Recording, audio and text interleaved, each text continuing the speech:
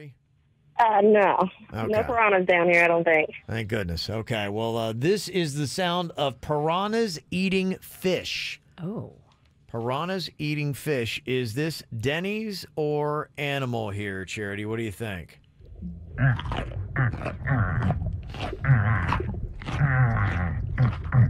It's a little muffled. You can hear it because it's underwater. Yeah, that's crazy. But yeah, those things, big chompers. Good audio down in that water. It is, yeah, but it is a little muffled. We apologize for that. But yeah, you can hear the chomping.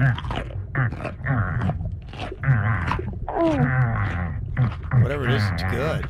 There it is. Loving those kind of fish there. What do you think about that, Charity? Is that Denny's or animal? Oh, no. Definitely Denny's. Okay, that is. Look at that. All right. Broadcasting from the offleaseonly.com studios. Offleaseonly.com. Open daily 10 to 8. Now offering free local delivery and no payments for 90 days. Save thousands. Offleaseonly.com. This is 97.9 WRMF Palm Beach. It's time to wake up and let the weirdness begin. It's the KVJ show to start your morning. Kevin is the host, and his skin pigment is whiter than Casper the Ghost. Virginia sounds like this. Nickname Vicious Bee, so don't get her pissed. It's Jason, talks like a spaz, and he loves to talk about Bigfoot and stats. So get ready, here we go. You're listening to 97.9 with the KVJ show. Good morning. Halfway through the week. What is up? Welcome to the KVJ show. How the heck is everybody doing today?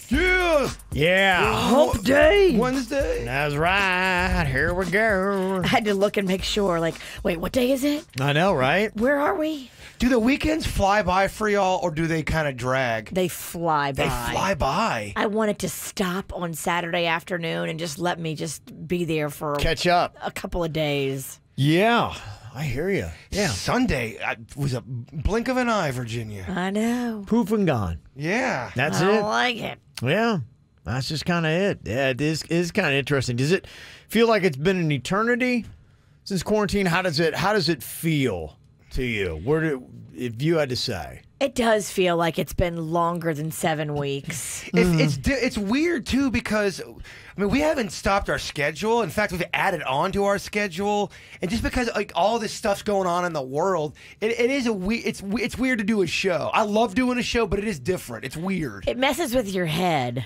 Because you're like, okay, let's be funny and have fun and joke around. And then you're like, you leave the building and you're like, okay, don't die, don't get sick, don't die. Well, then you leave and you're at Publix and everyone's in a mask. It's just different is all. It's weird. It's like a weird movie. We have different tones that we're set to. Yeah, I mean, I'm not at all panicked. No. I just want things to go back to normal. I think that is a big majority of everyone's little funk. The people who are in a funk, they're like, oh, I just want to get back to normal.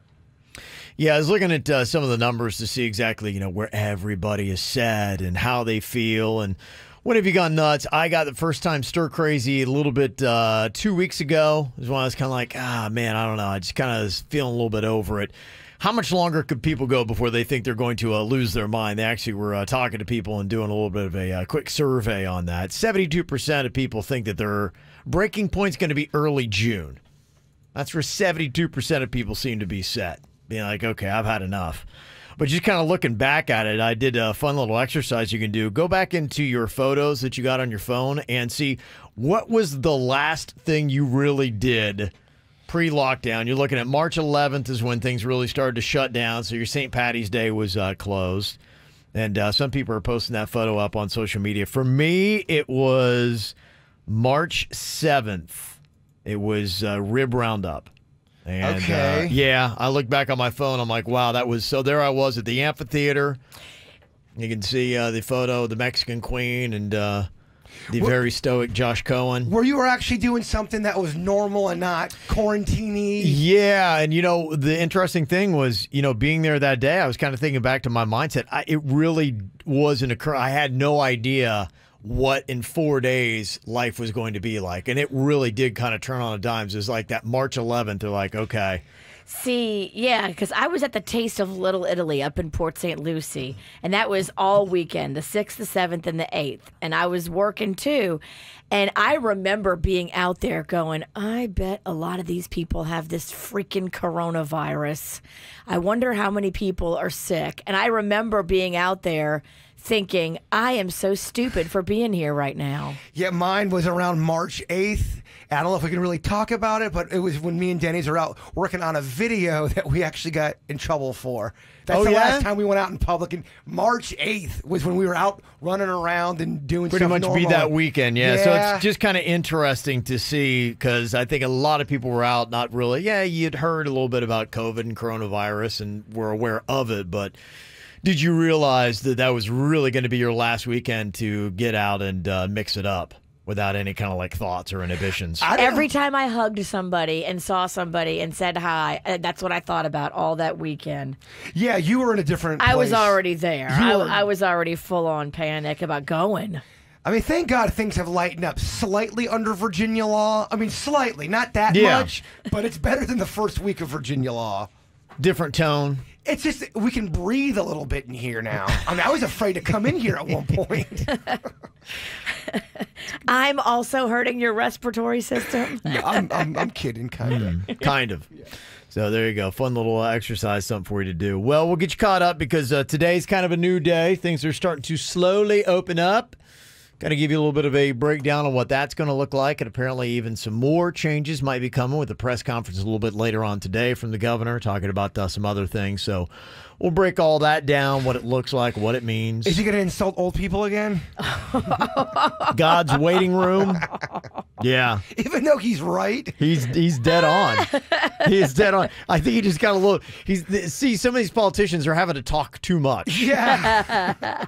We know the dangers of you got to fill a lot of time at an open mic, and it gets a little bit weird, and it may not be your best stuff. I mean, every day, Kevin. Yeah, it's pretty much every day us under quarantine.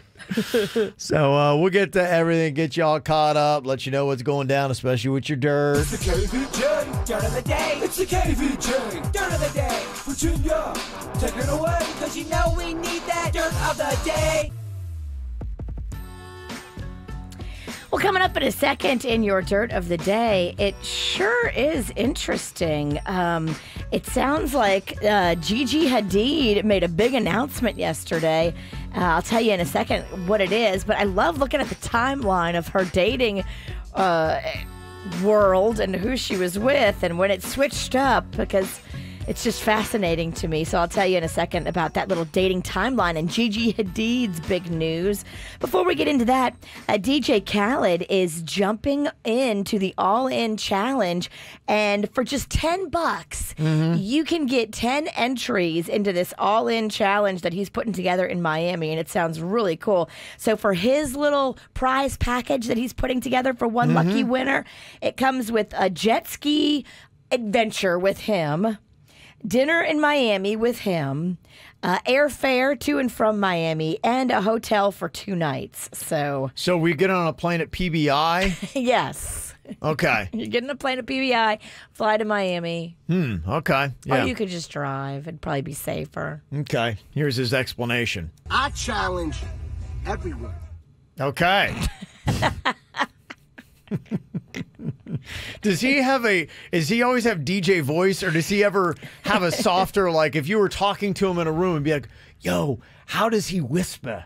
Yeah, or how does he order food? Yeah. He orders it like a DJ. Yeah, does he always have DJ Khaled voice? Chicken palm, yo. Yeah. We the best chicken. 3 orders of chicken palm, yo. Extra sauce.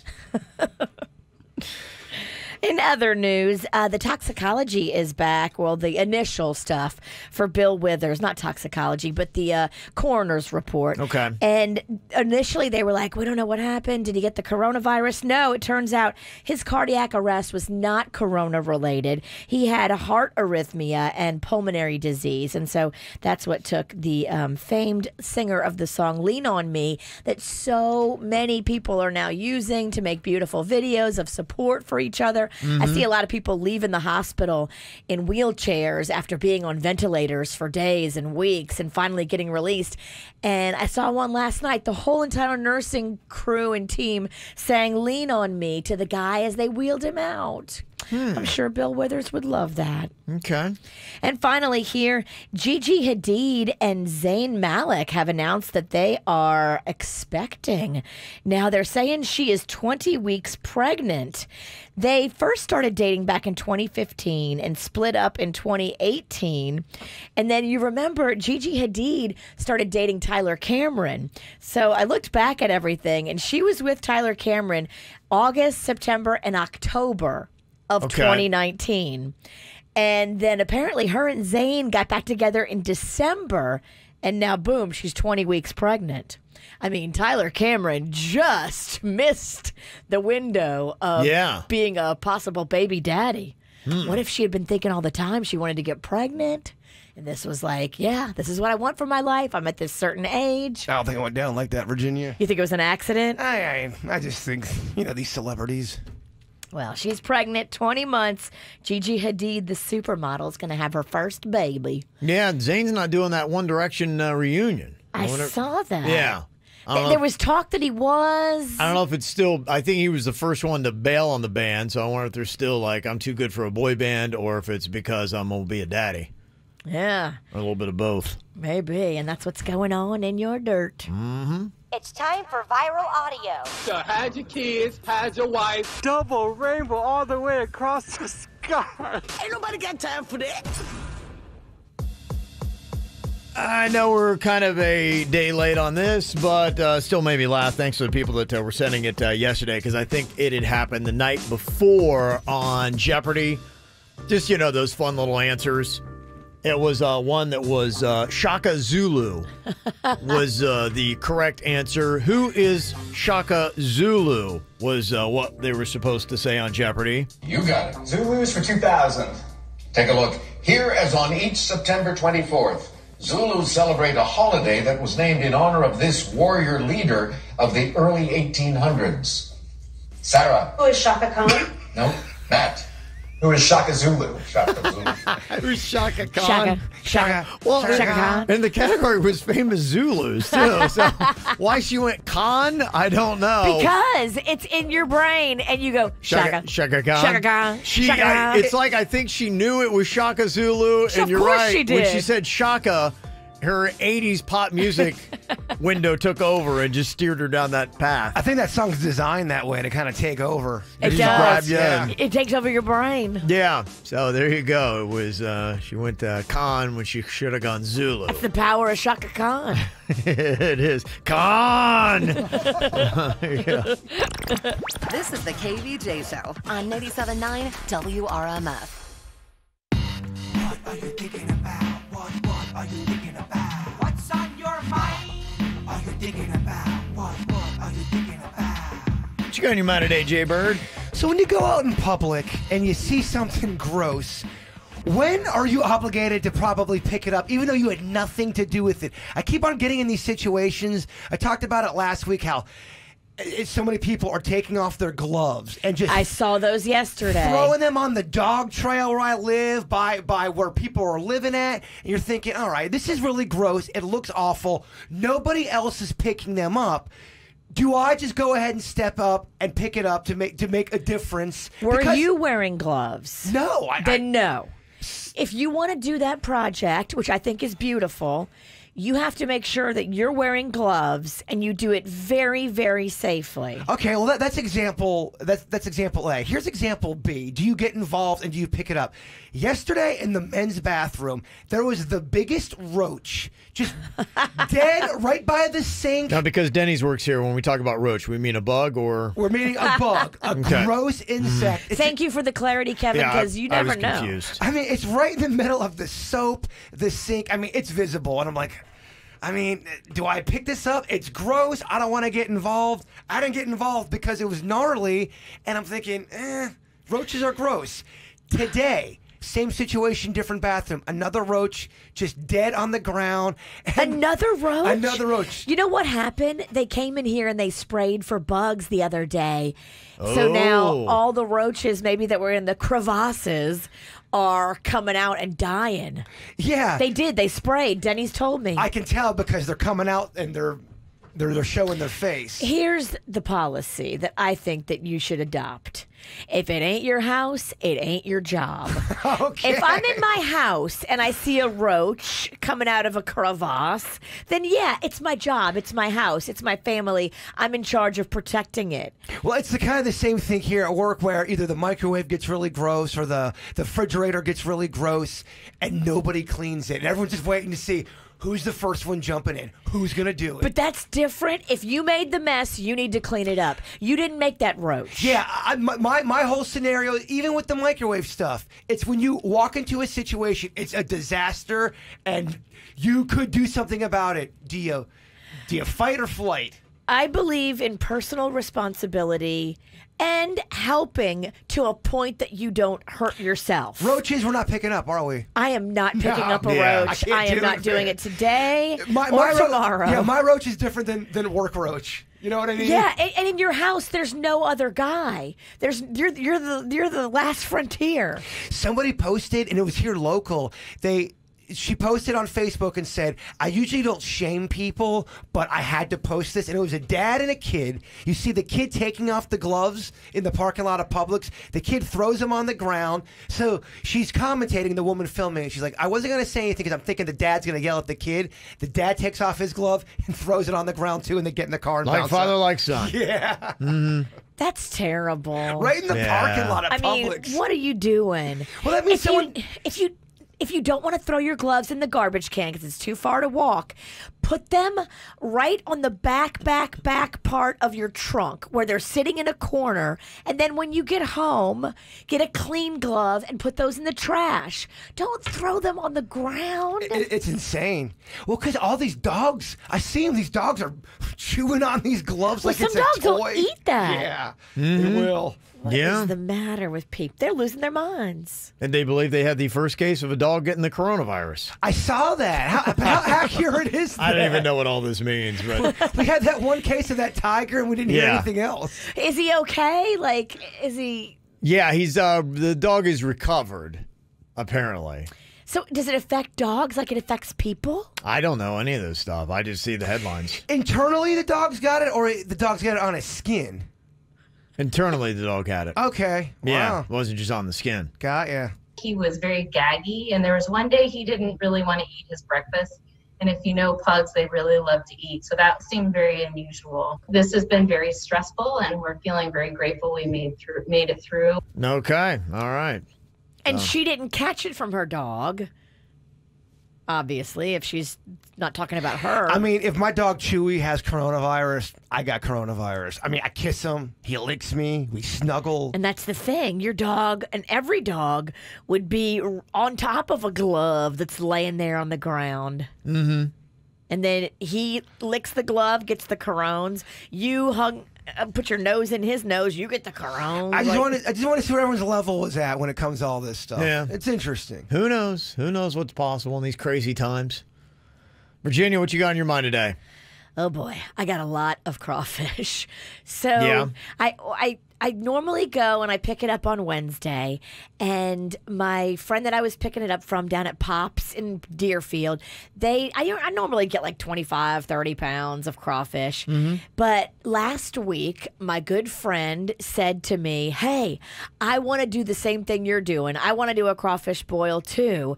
So will you get me some live crawfish when you go down? So I said, sure, I'll just double my order. And then I started thinking about it. I'm like, you know what? This is the last time I'm going to do it. I'm going to do one big one and call it good. So I tripled the order to give myself double and then give him a third. And then yesterday, I reached out to him. I'm like, hey, I'm going to get those crawfish for us. He's like, yeah, I don't really want them. So Whoa. I already ordered them. Dog, what? Now I've got so much crawfish. So you're going to be eating crawfish tomorrow, Kevin. Why can't you have so many grilled cheeses? It's got to be something. I hate food in bulk that's disgusting. There's going to be a lot of crawfish in here tomorrow. I'm just warning you now. I know your family likes it. My family loves it, yeah. So I'll bring some They'll be extra excited. Ziplocs. Do you suck the brains like Virginia does, or does that gross you out? No, I do it. Well, I mean, it's not the brains. It's the juice that's kind of up in the body cavity. I think it's the hepapancreas. No, it sounds really delicious. Anytime you put the word hep in anything. I love that we're doing crawfish biology here. Yeah. What I got on my mind today, taking you way back to the first group I ever saw in concert, and they kind of like just popped up. You know, I'm like a lot of people that are kind of going back to the classic hits of the classic rock, and so I just this week have been kind of caught up on some of the hair band stuff I used to listen to back when I was in high school. And is it still rocking for you, or not really? Yeah, I don't go to it that often because I don't want to ruin it. But you know, several times a year, I'll go back and kind of listen to that playlist, and I'm like, it's when I go back to it, I'm like, it sounds good. It's like I still really enjoy it. So I've been kind of listening to a lot of those songs from the late '80s and early '90s. And this morning, I was actually listening to a song that was playing from a band called the Scorpions, first band I ever saw in concert. They were the Monsters of Rock, 1988, and it was a song called Wind of Change. And it's kind of odd because you ever have where something just keeps reintroducing itself? And I was watching the Operation Odessa, which is the one about the Russian mobster from Miami, and he was going to buy a submarine from the Soviets when the Soviet Union collapsed. I've talked a little bit about that. Somebody put that on my radar. It's a Netflix thing. And they start off that documentary playing the Scorpions' Wind of Change because all that happened, and the reason why the sub was for sale was the Soviet Union collapsed, and they were just selling nuclear trade secrets, subs, helicopters, whatever. You could buy whatever you wanted for dirt cheap. The Soviets were just trying to get some money. And they did. These guys, these drug guys were going over there, and they were like dropping tens of thousands, hundreds of thousands on just motorcycles. The deal was a nuclear sub for $35 million. That was the going rate that the Cali cartel was going to buy this submarine to move cocaine in from the Soviets. I wonder what the actual retail price of a nuclear sub is. Like if 35 mil is the bargain basement price. You'd have inflation, all that kind of stuff. It sounded like they were buying things for about a third or a quarter of what their value was. Not too shabby. So buying that thing, in their eyes, they're thinking, we're going to make this money back and then some. Well, they had actually talked about that in the documentary. They said in one trip, they figured they would make about 40 mil in the cocaine they would move. One trip? With one trip. And so that's how they justified it, because the Cali cartel's like 35 mil, that's a lot of money. And then the guy's like, did the kilos, the math, and he's like, you'll make 40 million in one trip. So, and they're like, okay, let's go do it.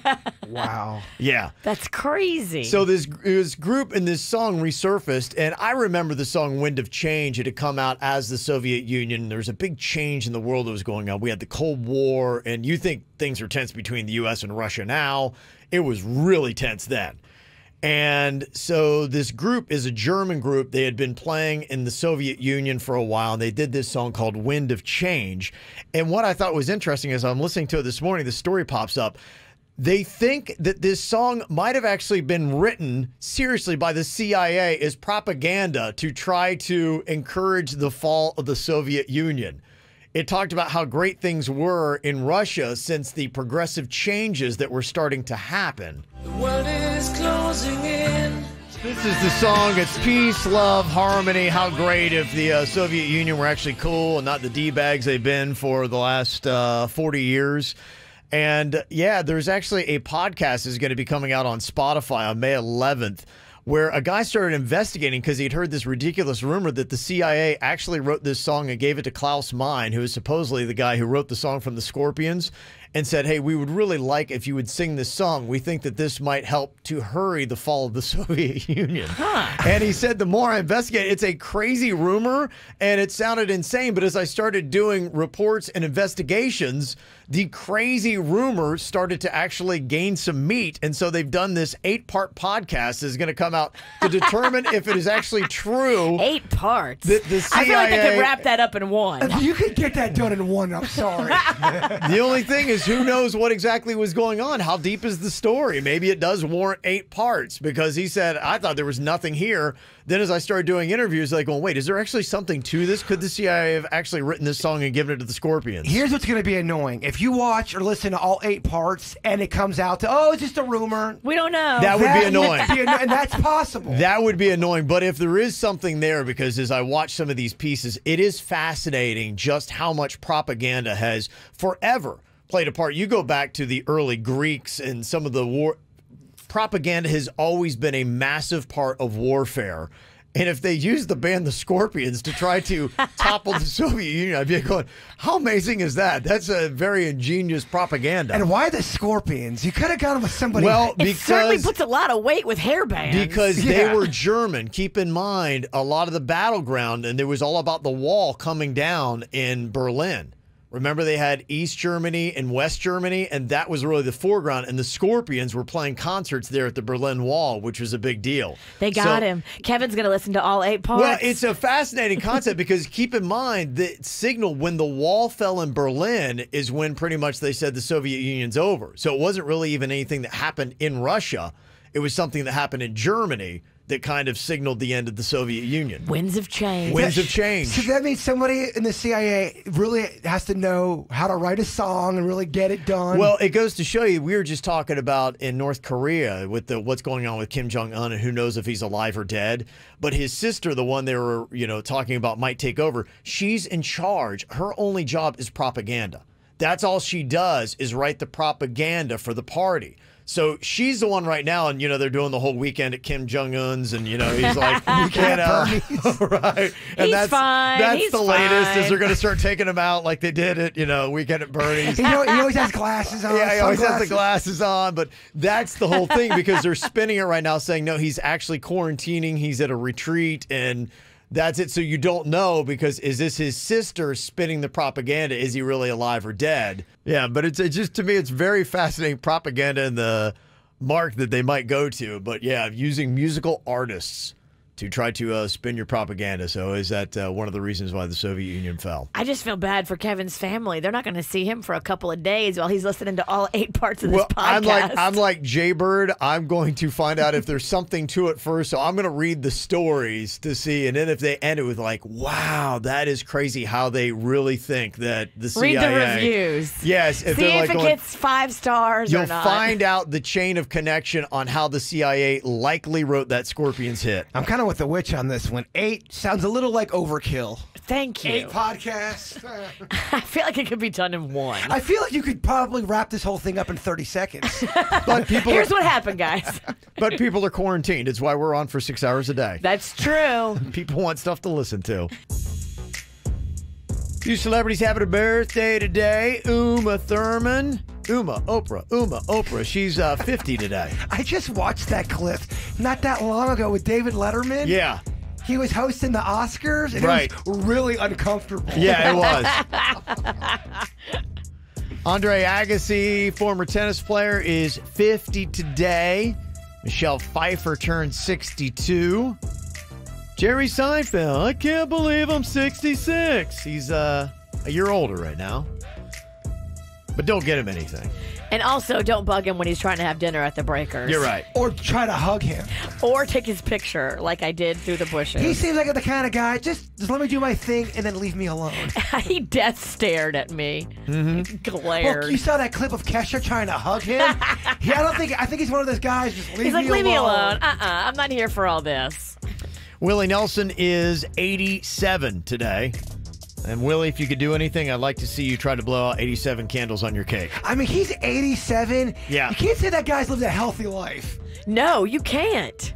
I don't think he smokes anymore, but I think he probably does still get the weed in his system. I don't believe he doesn't smoke. If he doesn't smoke anymore, I think it's recently that he put it down. I think it is recently because he got sick, and I think they told him he couldn't puff anymore. Okay. But he could take, like, the oils or whatever. He made it into his early 80s before He made complications. it into his 80s before he had to stop puffing. Does he have good genes, or is he just always happy? What's his secret? Or is pot the secret to living longer? I don't know about that.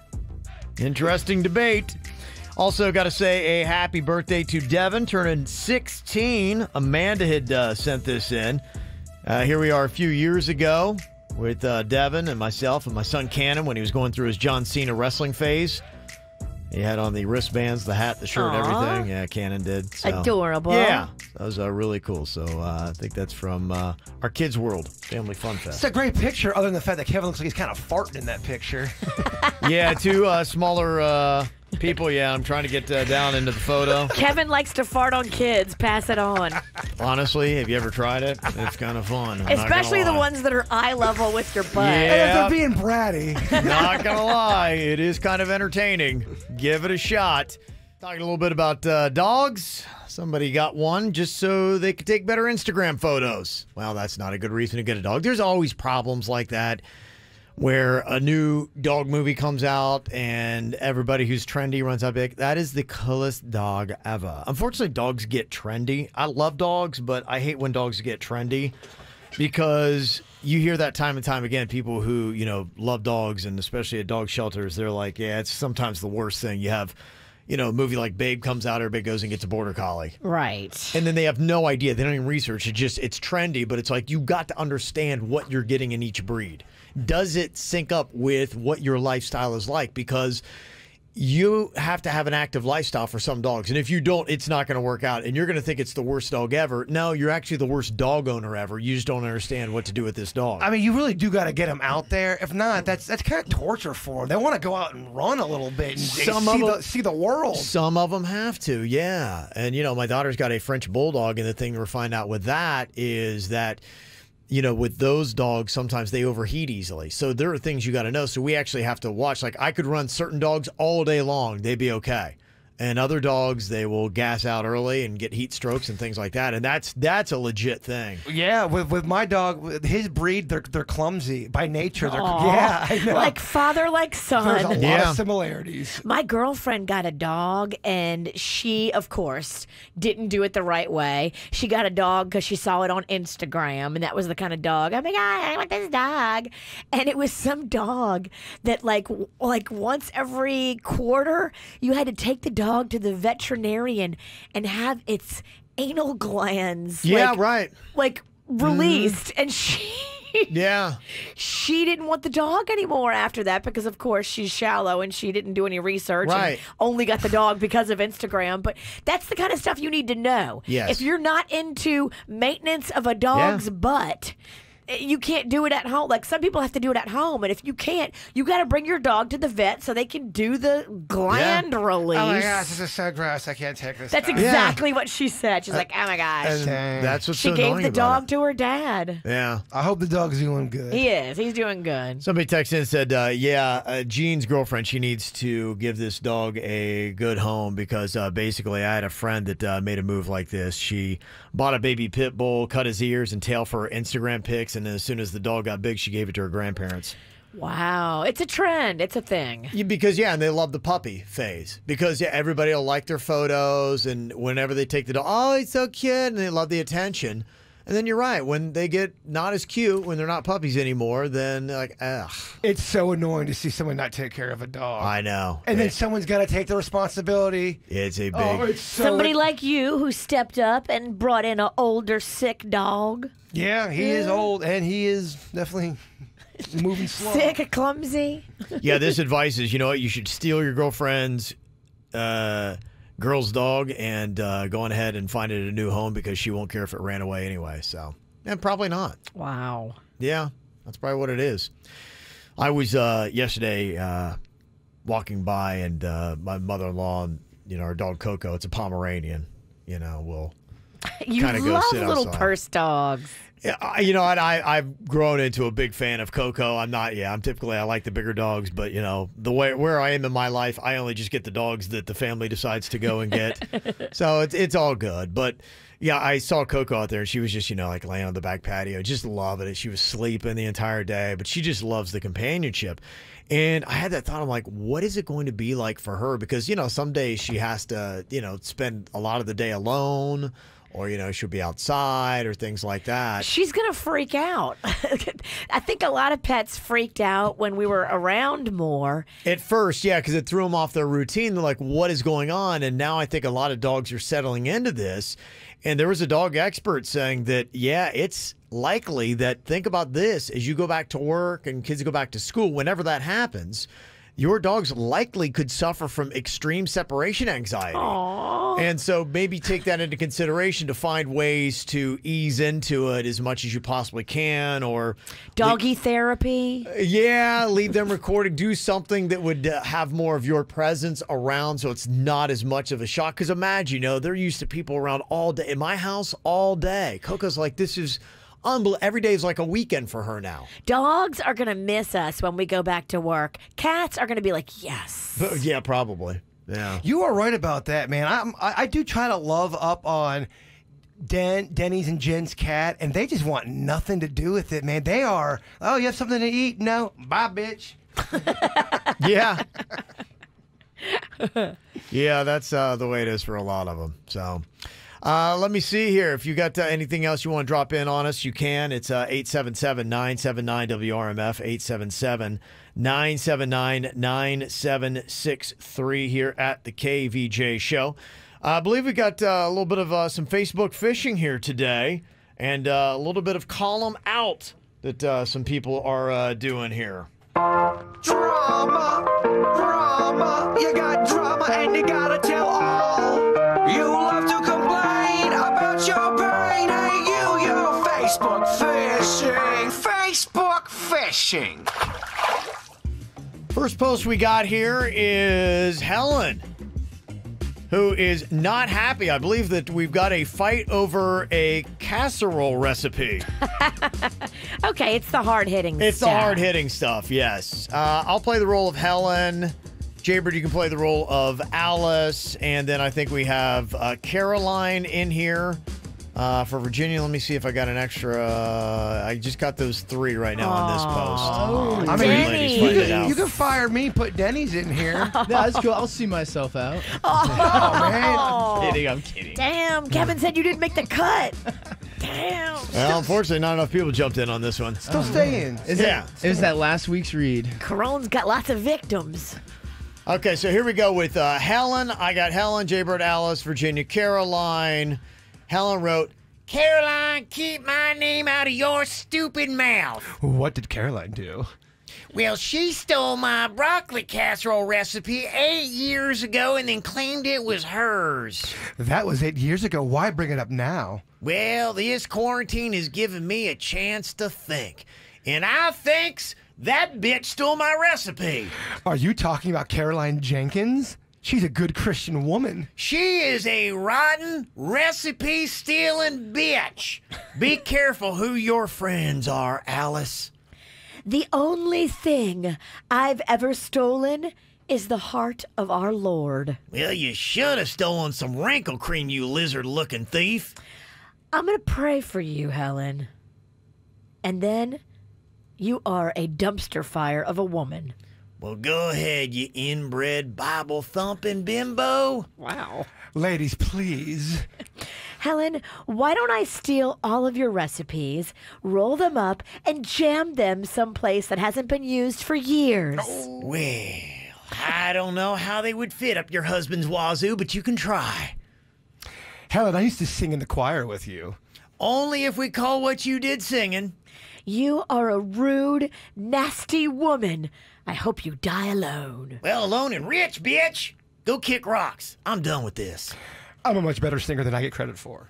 If I wanted to hear that noise again, I'd hit a kitten with a bagpipe. Good night, ladies. Helen does not sound like a very nice person. No, I don't think Helen is a very nice person. But it was entertaining. Thank you very much for that submission. We do have one here. This is Gary that has started off this post here. We've got Jen, Raj on this, and Gina. So we do have a little bit of room for Denny's. Denny's, you're back, kid. Get your gig back. We hope you didn't file for unemployment yet. Yes. You're hired back. Yep, we found a role for you. But just know you're on thin ice, dude. All right. Yeah, you you are better on thin ice. bring You better. it. This better be acting. All right. Kevin said he's watching you. Jay Bird, I'll have you play the role of Jen. You seem like a Jen. You're a little uppity and you're high maintenance. Okay. Let me see. I'll play the role of Gary. Virginia, you can be Raj. And Denny's, you're Gina. All right. Yeah, Gina, get it, girl. Okay. If your boyfriend proposes and says he didn't have time to save up for a diamond, but instead made you a ring at the metal shop he works in, would you think that was romantic? Asking for a friend. No. I have settled twice for cheap rings, and now I want to be spoiled because I deserve it. Just how exactly do you deserve it? Please explain. I did explain. I took the cheap road 2 times before. It's my turn to be spoiled. Sounds like you're spoiled already, as in gone bad. # marriage freshness date.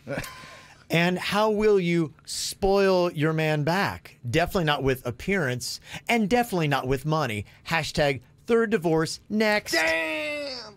I think rings and marriage are stupid. Like, I need jewelry to remind me that I love someone. It's more like I'm wearing a ring to warn others that I'm someone's possession. Or that cheap-ass ring could tell others that you are married a broken-ass loser. # just saying. Or the lack of a ring could tell others that you are an impossible bitch to get along with. # just saying too. Well, Gary, I think your homemade ring sounds romantic, and any girl would be proud to wear it. Except me. And me. And how long would you have to save up for a diamond? Asking for the future wife of a friend. Okay, there you go. All right. Glad we got Denny's on that I put one. it all in there. I mean, I'm drained. Can we go home? Ow! There's a lot of dumbass criminals to talk about, baby. It's the whacked out news. People breaking the law. Ha, fighting in the nude. Drunk people pooping in the street. Ha, it's the whacked out news. So many people on meth. Ow! Well, it's kind of crazy that we're actually here, but after the president's remarks last week about disinfectants, now the FDA is asking companies to make hand sanitizer taste worse so people won't drink it. Because it tasted so good before. Does it taste good? No, it's terrible.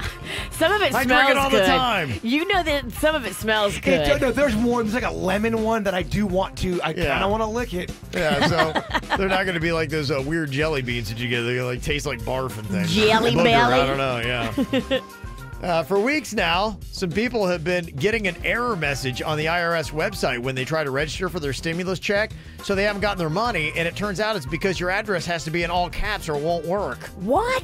What? Yeah. Why do they tell people that? Yeah, go figure. That's the IRS for you, right? But Don't get me started. If you didn't write your address in all caps, it doesn't know it? Apparently not, yeah. Uh-huh. Convenient, huh, IRS? Guys. I know. They do a lot of things that you're like, what's that supposed to mean, IRS? Well, the governor of Kentucky was ripping people for filing fake unemployment claims, and he cited a case where he's like, I mean, come on, somebody even put in the name Tupac Shakur. I mean, we're not that dumb. Turns out, though, there actually is a guy in Kentucky named Tupac Shakur. And now he's been waiting for his check for over a month. He needs his check and he needs an apology. Yes, so the governor actually did call him yesterday to apologize to Tupac Shakur. A couple of bad apples can make this challenge that much more difficult. For instance, we had somebody apply for unemployment for Tupac Shakur here in Kentucky. And that person probably thought they were being funny, except for the fact that because of them, we've got to go through so many other claims. What do you know? We'll take your apology now. What do you know? Yeah. And if that's not weird enough, after months on the run, a mail fraud suspect in Georgia has finally been arrested. His actual name is Speedy Gonzalez. Good luck catching that little devil. Ironically, he was on the run. So who would have figured? Arriba, andale. Yeah. Said there's a 79-year-old infectious disease expert in Australia. He's won a Nobel Prize. He's very esteemed. Obviously, he has it together. He lives life better than you and I. But apparently, he still wants to get his drink on, and he wanted to know what time a liquor store closed. But he accidentally typed that question into Twitter instead of Google. Maybe he's not that smart after all. Oh, that's adorable. Yeah, he tweeted out, "Hey, what time's the liquor store?" And people going, "Yeah, dude, wait." He's like, "Oh, wait, I meant to Google that." He was probably already drinking. That's what Probably. that sounds like. He needed more. Dude, you need delivery. Don't you leave your house all hammered. Yeah. Well, you know, we got a lot of regulations out there, and some people want their drink on, some people want their smoke on, and, you know, we got that pretty much stay at home unless you got essential activities you need to do. A Vero Beach woman found out that smoking weed with friends did not make the list of essential activities. She was spotted walking down some railroad tracks, so the cop stopped her, and she's like, well, I was going to a friend's house, smoke some weed. They're like, yeah, that's not essential. Lady. Yeah, she was jailed on charges of violation of emergency management order. Lady. They say noise complaints in New York City have jumped 22% during the pandemic. The reason? There's not as much city noise to drown it out. Oh. It's gotten so quiet now people will notice the real noise. It's kind of interesting, huh? It is interesting. Police in Spain say they caught a guy breaking the country's stay-at-home order. He had apparently gone to take his pet fish for a walk in the fish bowl. Fish needs some vitamin D. What a dingbat. And a Punta Gorda man called 911 multiple times. He asked deputies to deliver him ice cream and liquor. They don't do that? They said, no, we don't do that. And they eventually arrested him for misuse of 911. I mean, to me, that's when I think you could give him a little bit of a taser. Just for fun. Like a mini tase. Just tase his leg. Yeah, just like real quick. No, bad boy. There's a tattoo artist in London that says he's running out of room after he promised to give himself one tattoo a day during the lockdown. Oh, no. That was a bold statement. That was a bold statement. He didn't realize how long this quarantine was going to last. Dude, what if it's like 18 months? Yeah. No, I think everybody's loosening, right? Right? Everyone's loosening? Yeah. The lockdown is going to be eventually over, right? Yes. Not enough. Not for tattoo parlors. I don't see that opening up tomorrow. Because I'm going to get some fresh ink pretty soon. Yeah, you are. Getting that chewy tat. Well, maybe this guy can come over and start tatting you then. You still He's running gonna out do of skin. You gonna do the butt cheek? Is that what you said? No, I'm going to go right down the middle. Oh, tramp stamp. Yeah. Oh, I thought you meant chocolate starfish. That's what I was saying. But Oh, she okay. didn't get the joke, and I didn't feel like trying to Okay, you don't want to explain it. re-explain? Yeah. You should get a starfish on your starfish. Yeah, I'm not going to do that. And then brown your britches. I did not say that. You did Brown not. your britches, boy. But I'm not guilty. Doesn't that brown your britches? I forget what he says. Brown your britches. Yeah, I believe you did. Brown. You did. Dang it. Yeah, you did. Because force it burns. I feel like you owe me $5. I'll give it to you. Yeah. And finally, here in your whacked out news, a guy in North Carolina got pulled over for speeding last Friday. Oddly enough, he got more than just a speeding ticket because, whoops, he had a dead body in his trunk. Oh, my. You can't speed with a dead body. I mean, they're already dead. You don't have to go anywhere quickly. Who was it? Do we It know who the was dead body was? Tim Jenkins. Yes. What was his favorite color? Oh, my gosh. Kevin, I need more. You gotta stay maybe only 2 miles an hour over the speed limit. You gotta be so just safe with how Yeah. Blend in. blend in. You got to go right in that mark. Yep. Don't drive too safe though. That's not blending in. You're Don't- right. Yeah, no less than 5 under. I would say 2 under is your proper speed. Just that's a little helpful tip if you're going to murder anybody. For all of you murderers out there, happy Wednesday. We're mad that he didn't do it right. Yeah, we're getting on I mean, him. come on, man. I mean, what are you doing? Speeding Duh. with the body in the trunk, dummy. Yeah, things like this tend to happen. People are quarantined, they get a little horny, they make decisions that are probably not good, like old Jim did, hooking up with his neighbor, and right away he sees it. He's at her place still shirtless, and she's FaceTiming her mom's like, hey, look at Jim. And it's like, hey, whoa, that's pretty weird, a little too much too soon. Uncomfortable. Yeah, so what do you do now? She's apparently texting him and always coming over to be like, I know you're in there. The bird been down that path. Neighbor is scary. But it wasn't a cross. It was literally if I knocked on my kitchen wall, she would hear it. We were You next shared door. a wall. Oh, it was. Oh, that girl definitely had a glass to the wall listening to what you were up to. It was awful. I'd see her get out of the car. This is after everything did not work out. I'm like, I'd just go to the grocery store. I'd have all my ice cream in there, and she'd be going up the stairs. I go, oh no, I gotta wait in the car till she goes in. And you would sit in a hot car with ice cream. That's how bad it was. She wasn't a bad person, just to avoid uncomfortable moments. It was too uncomfortable. Well, luckily, we got Jack on here from Wellington to offer up some sage advice here. Yes, Jack, what would you like to say for Jim? Hey, good morning, guys. And Jim, dude, I'm listening to your story, and I'm just shaking my head, man. Oh, no, I can't believe you did that. But I would tell you, hindsight being 20/20, never excrement where you eat.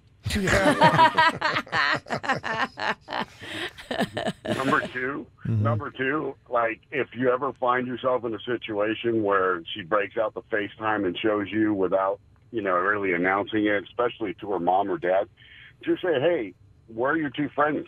And just kind of use her own stick against her, hit her with her own stick. So, are they coming back to bed too? That kind of thing.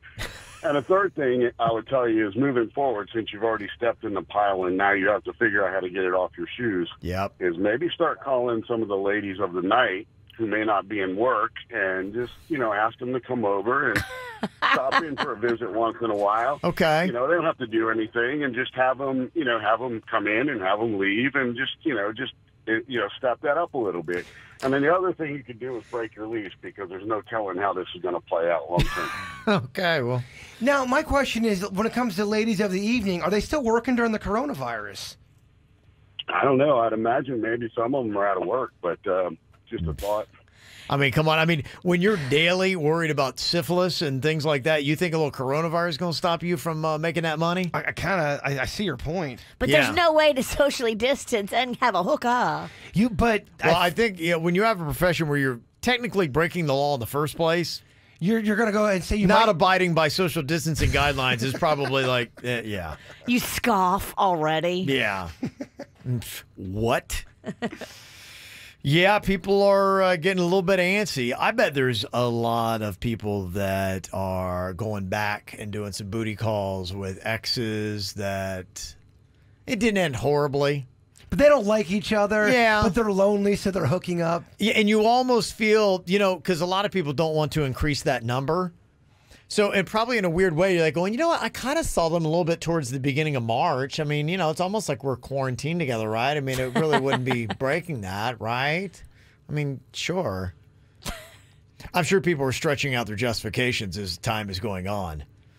Because, people are starting to get antsy. They're starting to do polls now and just kind of like finding where people are and just saying, okay, are people really going to keep social distancing? Yesterday, I talked about how 10% less people are social distancing. And so they're starting to get a little bit worried, saying, we still want people to stay home. We're trying to open up some things. You can go golfing. I don't golf. Hey, you can go boating. I don't have a boat. So it's really kind of like it's like dating someone that's playing mind games with you. You can't do this, but you can. Well, and it reinforces, too, that you're broke. Yes. I don't have a golf membership. I don't have a boat. Right. I suck. Yeah, so, I think they're doing some of these surveys say, okay, how much longer can we keep people inside without them breaking these social distancing guidelines? The toughest group to do this with is 18 to 25-year-olds. They said 35% in that age group have hit their breaking point already, and they're pretty much expecting here in the next couple of weeks they are just going back to living their best life. I can tell you better drop that 18 down to 15. Oh, that's probably even harder. Oh, my gosh. And I don't think you're going to get them back. I think they're going to just break out and... Well, they're starting to turn and revolt. Yeah. And they're starting to have a change in attitude towards any kind of official or person who used to have power over them, like a parent or anything. Yeah. They're like, come on, I'm young, I'm healthy, let me out. I gotta go live my life. I'll shake this thing off. I'll be fine. 1 in 4 people have already hit their breaking point, it says, 25%. Including 20% of men and 29% of women. Higher with women than it is with men. Women are snapping quicker. That's what it says, at least with this one survey. Certainly works in my house. Snapping all the time. Yeah. 72% of people think that they'll hit their breaking point by early June. So they have got, maybe another month, and then they just think they're going to go completely nuts. And at that point, who knows? So that's what our officials are dealing with, saying, I don't know how much longer we can keep people cooped up. What can we have them do? So, you're slowly seeing things. Today, you'll get some of those things opened up. No beaches, though, in Palm Beach, Broward, and Miami-Dade. As soon as things start lightening up, the more it lightens up with the restrictions, you're just going to see more and more people just go out. That's what's going to happen. Yeah. You're talking about Mags, Virginia, that she's been out running around. And her bicycle has become her lifeline. Yeah. And it gets her out of the house. It gets her away from me and her little brother. Yeah, I get it. And she's that age. Hey, I know when I was her age, I had a moped and a mullet and a little motley crew. And Sweet. Ciggies. Yeah. Cool menthols. I don't think Mag's got ciggies, but I don't know. I'm talking about a mullet. That's what I was doing when I was her age. I would be shocked if Mags had a menthol light. Would that break your heart? You're driving and then you see her on a bike, kind of acting all tough. It had to be so disappointing for my mom to see just me not wearing my helmet with my mullet flapping in the wind, smoking a cool menthol on my moped, blaring Motley Crue. That's a lot for a mother. There's a lot of disappointment in just one image. If you see Mag smoking a cigarette, do you immediately pull the car over and make a thing right then and there, or do you? Absolutely. Okay. Yeah, I can't control myself if I see that. I'm going to have to step in. Like, what the hell are you doing? Did you hear Magnolia got stopped by the cops? Yesterday? Oh, what's going on with our baby girl? She got pulled over on a bicycle, y'all. Yeah. Every day, it's a new, oh my gosh, what? She's Tequesta hardcore. She know. She's getting crazy. She's getting racy here. That's interesting stuff. What happened? Well, do you want me to tell you, or do you want Mags to tell you? Well, get Mags if you can get her. I'm just kind of curious to hear exactly what she's got. Let me shake her loose. I think she's pretending to virtually be in one of her classes right now, but I think they can put it on the feature where you don't have the video. Okay. It just shows their name and like a little bubble. Or she can just put that photo, snap a photo, and put that on her smartphone right in front of the camera. Did we ever find out other details about the bridge? I did not. Okay. Well, we got a lot of questions. I was asking questions. I just didn't get my answers yet. Okay. Well, I think it's about time to put your daughter Mags on the hot seat here. And why was she pulled over by the cops on a bike? We'll find out next. Yesterday on the show, we were hearing about how Virginia's teenage daughter is dealing with the quarantine. Younger population is getting a little bit antsy. 35% of them have had enough. They've reached their breaking point, and they want out of the house.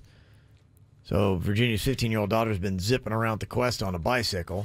And this is new. I mean, she's never taken her bike out of our neighborhood. So just like in the past 2 weeks, she has decided that's it.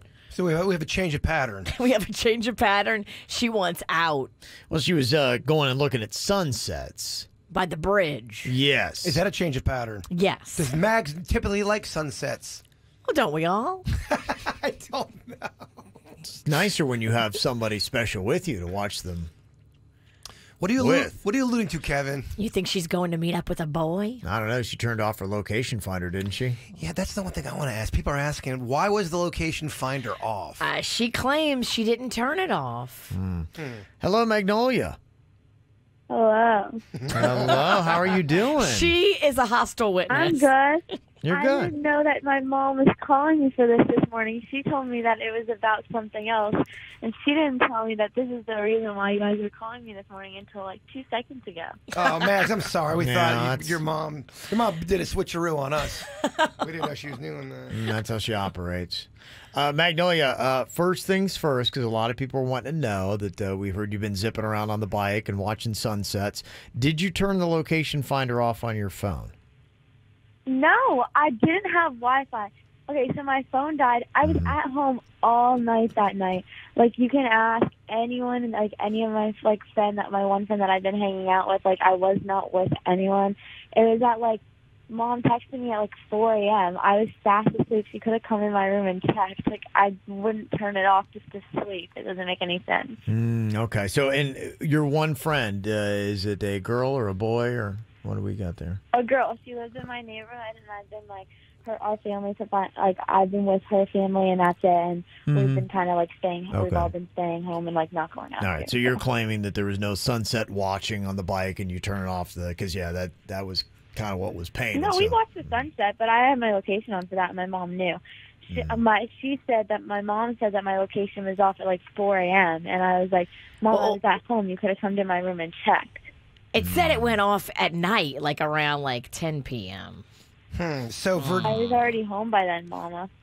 So Virginia's just kind of not really smart with the phone. Okay. No, Max. The other thing is, I hear that the cops stopped you on your bike. Yeah, but we were just biking over the bridge, and there were kids, like, there were, like, some kids jumping, and we were just biking. Some kids jumping? What do you mean some kids jumping? Like, they were going off the side of the railing and jumping, and we saw them. Into the water. Oh, yeah. Jupiter Tequesta yeah, like, kids. into the water. Yeah, okay. All right. How high is this bridge? I don't know. It's like smaller than Cato's, but it's bigger than like these railroad tracks. Okay. I have a question. It's not so much related to that, but I just want to ask Max now that I got her. Yeah. Max, real quick, did your mom really have pink eye? Mom? I don't know. I got her. She don't know. Shit, how do you not? You know, Your She Honor. doesn't tell me anything. Even if she did, she wouldn't tell me that. Your Honor, I think it says it all right there. I mean, your witness broke. So the cops, they just pulled you over. It wasn't because of what you were doing. It was because the boys were jumping? They thought that we were part of, like, these, like, kids that we didn't know. And then they were like, we don't know them. They were literally biking over the bridge. And then the cops, like, looked at us. We had our clothes on. We were literally, like, walking over the bridge with our bikes. Oh, okay. Were they going to arrest those kids that were jumping out the bridge? Is that considered I illegal? have no idea. Okay. We got out of there pretty quick. They were like, okay, you guys can go. I believe our witness. I think she's innocent. It sounds innocent to me. I mean, the only thing it doesn't sound innocent is the pink eye. Yeah, but, that's the one thing that sounds a little sketchy with all this. JMZ has exposed this for the second time now. Yeah. Magnolia can't seem to vouch for you on that one, but she sounds like she's pretty resolute on the other charges here, Virginia. Convince me. The thing I pretty much definitely believe now that Virginia doesn't know how to use an iPhone. Yeah. Yeah, she literally does. She has Rocco do some stuff. So, Mom, I do not know why my location off, but I had no reason to turn it off because I was at home watching Outer Banks on Netflix. Your Honor, I vote not guilty. Okay, all right. Hey, Mags, how is the virtual schooling going? Are you supposed to be in class right now? I just finished. I just got out of my English class, and I'm about to join a journalism class in 40 minutes. Oh, okay. All right. Well, exciting stuff. Are you enjoying the virtual schooling, or would you rather go to school? I'd rather be at school because I have to do, like, I feel like they're giving us more work, and they're making us, like, work later than we would be doing stuff in school. So I'd rather go to school and be able to see my friends because I'm doing, like, the exact same amount of work. Oh, okay. So, all right. So it's not less work and restrictions on the friends. Gotcha. Okay. Well, Mags, you keep it up and just being a good, innocent kid. Yes. Okay. Bye. Thank you. Bye. The best part of that call. Hey, did your mom have pink eye? 7 seconds of silence. Mom? She don't know. Oh, man. Oh, I got it out of her. I'm like Tom Cruise in A Few Good Men. Yeah. I don't think she was at my house. Whatever. She was at her dad's. Silence. Silence says She's it a lot all. more believable than you are, Virginia. I'll tell you that. I will tell you that. Yeah. All right. Time for another World Record Wednesday. We'll see how hard it is to break a world record. Now we're taking this one down a bit. The world record for the most grapes eaten in 3 minutes with a small plastic spoon is 180. So instead of doing 3 minutes and 180 grapes, we'll just do a third of that, 60 grapes in 60 seconds. So 60 grapes would be KVJ respectful? Yes. A bowl. Yes, I agree. And I think it's doable. Show Kevin your bowl. That's 60 grapes. 60 seconds. 62 That's grapes. 62 grapes. We put 2 in there in case he drops a couple, because you know Jay. We do have to keep a count, too. As grapes are hitting the floor, tell me so I can replenish. Well, I also need Denny's to kind of be my hype guy. Yeah, I'm serving 2 jobs right This now. is a very intricate dance over here, Kevin. Well, it's a world record see week. that. World Record Wednesday, Virginia. Damn it. Get it together. This is serious. Lots on the line. Lots on the line. What is a respectable number? Does he need to have all 60 down to at Yeah. least stay pace? You think all 60? Well, the challenge becomes more difficult as you get further into it. Yeah. So because you don't have to go all the way through it, you have to clear the whole bowl. Really? Okay, that's Virginia's turn. I agree. Under Virginia law, she's a little bit more harsh than normal, which is insane to even think about. You're right, Kev. 60 is kind of a big number to put on the board. I feel 40 is, KVJ respectable. Yeah, 2/3 of the way there. Keeping my KVJ respectable still sucks. It just means that the bar's low. It's low, but it's respectable with us. Yeah, I'd put 40 at respectable, being like, okay, you can have your held up. Yeah, you put your head up high and be like, I feel good about that. Denny's, do you think Bird can get 40 or more, or are you going under? I think he's going to get more than 40. That's my hype guy, right? My hype guy. Suits, thumbs up, thumbs down, or push? Where are you going? He's going down below 40. You know what, Reek? That's because you're Kevin's boy. Kevin's trained him to be smug. Kevin's do boy Reek. He's smug light. Virginia, where are you? You over under 40? I am over 40. Well, I like it. I think he's going to clear the bowl. He better clear the bowl. Come on. All right. Don't yell at me. I don't like your positivity. I don't want your support. It's positivity with the side of anger. You better do it. All right, Okay. Bird, focus. Don't think about what's up. Don't think about the stakes. Okay. Don't think about the stakes. All right. Ribeye. We got half the show going over, half the show going under. 40 is the mark. People want to know. I'm allowed to put them on a bunch of them on the spoon? I don't. That's the utensil used to get it to your mouth. I can have as many as I want. Yeah. All right. And it's Do a whatever you want. regulation size spoon for those of you looking to measure. We not did. too big, not too small. We measured it. Okay.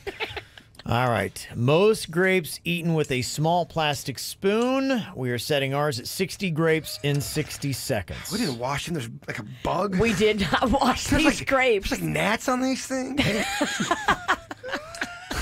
Somebody was in Publix coughing on them before. You gave me Corona grapes? These came out my fridge. They've been there for a week. Okay. All right, here we go. Don't let that get in your head. Looking like sick ET, these grapes. Okay.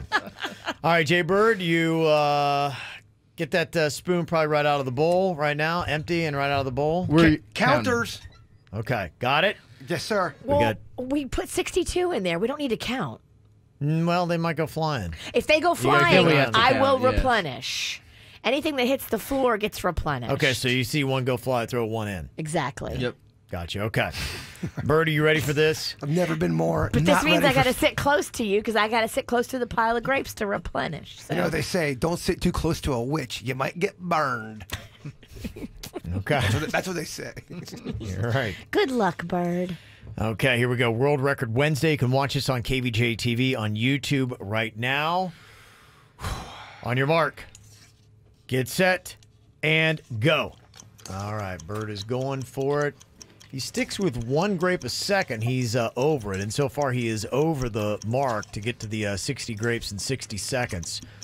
He's shoveling them in pretty good. I would say that he is doing a little bit faster than a grape a second. And so far, no grapes have hit the floor, right, Denny's? Nope. No grapes Yeah. on my side. Now he's just caught up with the chewing part of it, as he's been shoveling them into his mouth without any kind of problems.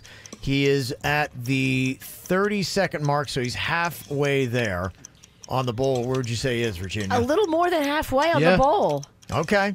So this is something where it looks like, Uh-oh, okay, she's there goes that choking. choking hazard we're talking about. Denny's! Then he's just standing by ready to Heimlich. All right. He's mopping off Swallow. Jay Bird's brow Swallow, because of the girl. sweat that obviously is coming out. You're down to your last 10 seconds here. As we get through the 60, can Jay Bird get Swallow. close to that 60 mark for grapes? This is impressive. Here he goes. 2, 1, and done. All right. No, lost. actually, don't kick your head back with the grapes. There you go. All right. Good. Okay. What you got in there? Let's see how many are left in the bowl. One fell on the floor. Okay. Let's do a final count, Virginia, to see where Jaybird wound up. Okay, he did not get all 60 They're not one. on that pacing. I have Okay. one of these. And Jaybird has I one have four extra now. one to put. Oh, Okay. you removed. All right. 19 grapes short. 19 grapes short. Does that include the one that he just chucked? It does. 19 short. That put him right at 41 41. grapes. You just KVJ respectable. So if you said over, that was a great mark to have. He just cleared KVJ respectable, 41 in 60 seconds. Baby, I feel like living. Yeah. This is life. How about that? Okay. Very nice. Well, a lot more people are ordering delivery these days, with restaurants, for the most part, being closed down, and ordering out's pretty much your only opportunity to get that restaurant food. So my family's been doing it. Yesterday they got Rocco's Tacos that opened back up again, and so they actually went and did the pickup. We don't do as much delivery. We do a lot of it where you just go and grab it yourself. The curbside. Yeah, I think one, it's a little bit cheaper, and two, It gets you out. Well, it gets you out, one, and then, two, if there's any kind of issues with the order, then it's like, okay, hey, dog. Because I hear a lot of Jaybird's delivery problems, and it seems like every time I turn around, he's got another woe. I'm definitely not sending anything back during the coronavirus. Well, however it shows up is how I'm eating it. It happened live on our video game stream on Friday, and then it happened again yesterday. We were working on some stuff for the show. We were ordering food. I'll let Denny's kind of It speak. doesn't seem like, what would you say your percentage of successful delivery is, where everything is just right, perfectly delivered, everything you said? Would you say we're at 75% usually right, or is that too high of a number? It's probably 50-50. It's probably 50-50. It's about half the time it's right, half the time That's it's wrong. tough, man. And we're talking, okay, let's say you order French fries and you want cheese on them. You get regular fries. So that would be a knock against, because you wanted cheese fries and they didn't put cheese on them. Or you order sides and they don't include them. That you pay for. Sides that you actually buy. pay Yeah, for. And that's, I don't like those numbers. Well, you have to, like, I mean, you know me. 50-50, I buy yeah. usually $7 worth of sauce. Right. $7 is $7. Oh, I hear you. That's like not getting a meal of your order. Yeah. Huh, that's not great. Now, what happened with the delivery? Because apparently there were a lot of problems, and there was a question about maybe having to tip two different people.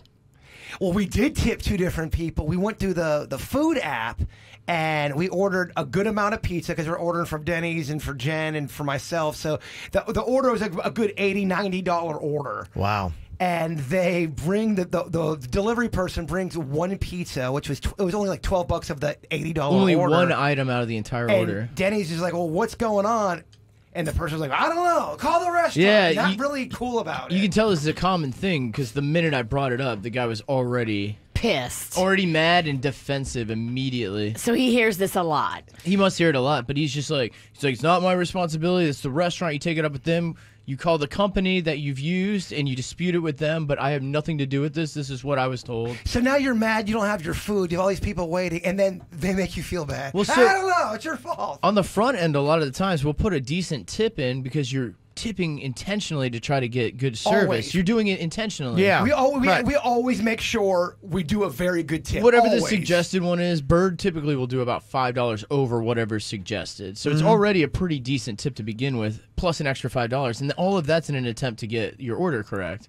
So when they mess it up, and, I don't know who's necessarily to blame for these, but when they mess it up like that and they take the tip still, it's kind of like... Well, and that's part of the question. You don't really know who, because it could be on the restaurant, but it could be on the delivery driver, too. And I have been on both sides where it was the restaurant's fault, and I've been on side where it's the delivery person's fault, and they always go, it was their fault. Yeah. And you can never figure out who the real culprit is. Right. You can't. Because if they both finger point, you're just like, well, I don't know. So we end up calling the restaurant, and they were cool. At first, they're like, no, we sent you the pizza. You only ordered one pizza. And they go, no, we did it. And then they see the long order. They're like, oh, okay. Well, here's what we'll do.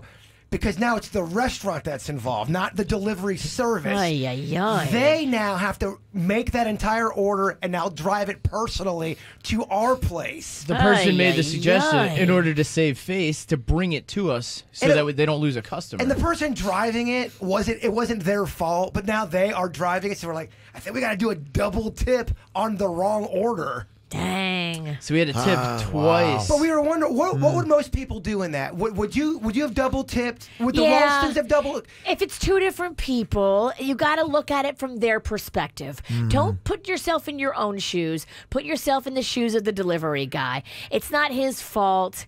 And whatever happened, but you've got two separate people that are driving to your house with your food, so you should tip each of them. $35 in tips. That's what I was going to say. Now we're at almost $40. Did you get extra food?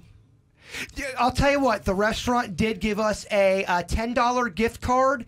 And you don't see that too often. Wow. You see a lot of restaurants mess up, Yeah. and they don't do anything, which is a terrible move. They did it right. They did do it right. They did it right. I think the way this happens, where everybody is #BeCool, you tip the second guy who delivered it, but the restaurant is like, look, we're going to make it worth your while to give you gift card or extra food or whatever it might be. Which they did. Yeah. And I can honestly say that's how everything works. It's not about the gift card, because the gift card wasn't that much. It was a $10 gift card. It's about the respect. The gesture. Anytime you pay a lot of money and it's their fault, and then it's just kind of like, here's your food, shut up, and that's it, kid. You feel like you have a bitter taste in your mouth. So I'll definitely go back to that restaurant because of how they handled it. Yeah. Yeah, I think there's a lot of situations like that come up, and I guess you could be justified saying, I'm not going to tip a second guy. I mean, come on, that's crazy. But that's thinking like the consumer. That's not thinking like the poor delivery guy. Sure, but, would you be a jerk if you didn't? And that's the question. And that really is kind of the question I like. And there's a gazillion different scenarios where you're like going, okay, look, am I the jerk if I don't tip the second guy? Because now I'm talking about $35 in delivery fees. I'm already seeing people say, I would never have tipped the second guy. I would. I would every time, because that guy is putting himself at risk right now to be out there and doing all this. I tip him during regular times. I definitely tip him now. Well, a lot of times, too, it's not, in a restaurant, somebody drops the ball, and usually the person you're talking to when you call is not the person that dropped the ball. So you're yelling at the wrong person a lot of times. See what I'm saying? And you'll never know who dropped the ball. You'll never know. That's it. So you can't really be nasty when you call, because you're yelling maybe at the wrong person. Well, I'm just kind of curious. Do you have something like Jaybird's situation where, you might be justified, and if you were sitting in a court of your peers, would they rule you as a jerk or justified? A jerk jury. Yeah, jerk jury. That's basically it. So what we'll do here is we will play the role of the jerk jury here today. And if you've got a situation like that is going on, we're like going, okay, I feel like I'm completely justified in my actions and in what I do. Now, if let's say the second guy came and we're like, we're not tipping you on the jerk jury, how would you vote?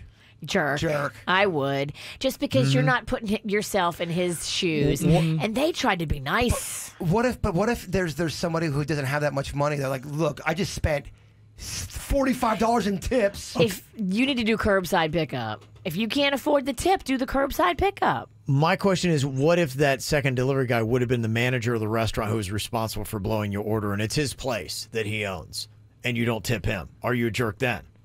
All great questions, Kevin. Yeah. Okay. This is quite the layered dilemma. Food delivery, it gets deep. He's the owner of the restaurant, but he's got a wife that's out of work.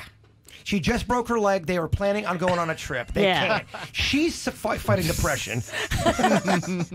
All right, so what is your scenario? You can let us know. 877-979-WRMF, 877-979-9763 here at the KVJ Show.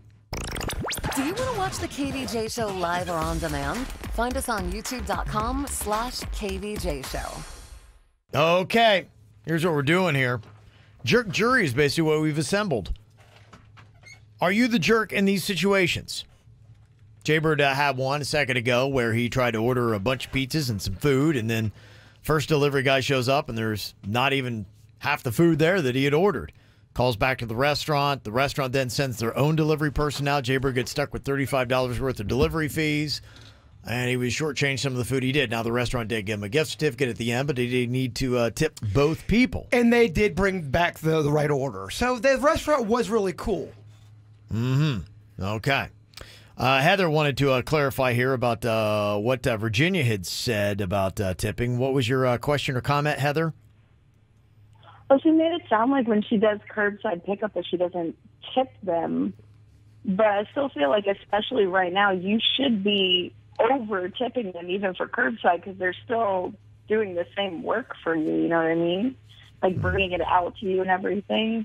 You tip for curbside. Yeah, if there's a spot on there to tip, I absolutely do. Some of them don't have it. Panera, I think, does. But when I did Bolé the other day, they didn't have a spot for it. And then as far as the thing with Jason and the tipping, first of all, I have all the same problems with delivery. I don't even do delivery anymore. I just do the pickup because it's too much of a hassle. But I still would have tipped, but I probably wouldn't have tipped as much the second time around just because the whole situation sucked. Well, here's the issue. So this is what was going on.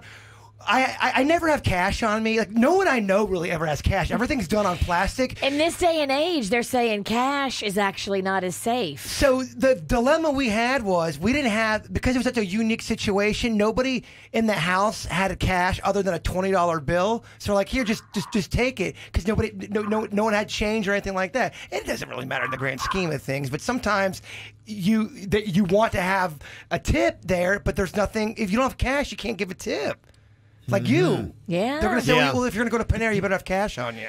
My quick question for you, Heather. Would you tip a delivery person as much as you would tip a curbside person?